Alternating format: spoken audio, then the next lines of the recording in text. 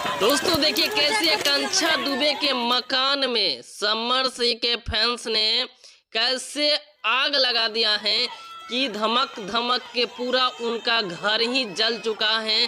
शेष कुछ दिख ही नहीं रहा है। मैं आपको पूरा लाइव तस्वीर दिखाऊंगा कि क्या क्या आकांक्षा दुबे के रूम में था जो सारा चीज नष्ट हो गया, जल गया, और कैसे आकांक्षा दुबे की मां फूट फूट कर रो रही थी।